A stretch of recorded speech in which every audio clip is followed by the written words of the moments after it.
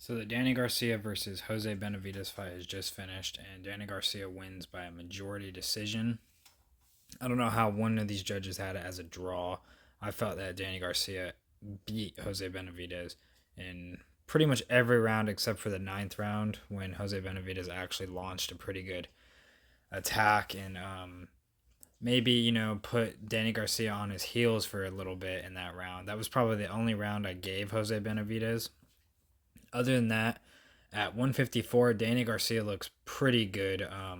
I'd like to see him fight maybe Tony Harrison next and see how he does against a real 154-pound fighter. But ultimately, against Jose Benavidez, this performance was pretty good, even though Benavidez, I feel like, at 154, he doesn't really belong. Yeah, he's a big fighter, but he doesn't throw enough. The ninth round was the only round that Benavidez decided to let his hands go and stop kind of, posturing and showboating and trying to get Garcia to let go of a shot that he was never going to. The only time Garcia ever threw a shot, he was countered, and after that, he didn't throw any more reckless shots. And he did showboat against Benavidez at times, and this seemed to kind of, rattle Benavidez.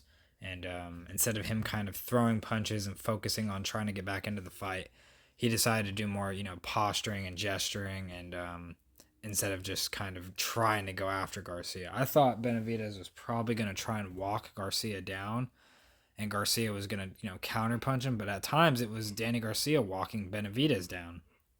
It never was where Benavidez, used any movement or any feints. He kind of just stood in the middle of the ring and kind of just waited for Garcia to either throw or make a move or something. Benavidez just didn't really do too much in terms of trying to do something different. He didn't try to change up his game plan of maybe throwing in some feints or doing something different in the rounds. The only round that, he had success was the ninth round, and he didn't really do too much different. He kind of, just went after Garcia. And I feel like against Danny Garcia, you do have to kind of chase him down a little bit and try to pin him to the ropes, which Earl Spence didn't really do that, but he did throw a lot of punches and volume. And I feel like against Garcia, you have to throw volume as well, whereas Benavidez threw no volume, didn't have much movement, and kind of wasted his time with throwing punches that were either not connecting or he was showboating.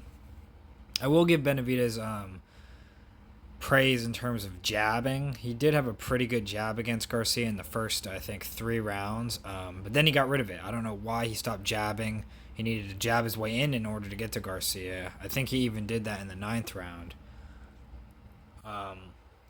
Overall, Danny Garcia looked really good. I feel like Jose Benavidez, I don't know where he goes from here. He just moved up to 154, and in his last fight, he got a draw, and now he's lost this fight. He hasn't won a fight in 4 years.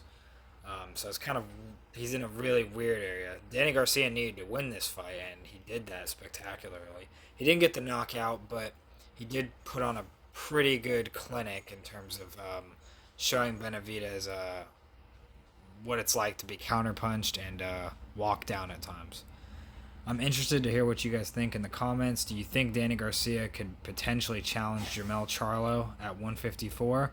Or do you think Tony Harrison will be a roadblock that stops his progression? This is the Space Cowboy, and thank you.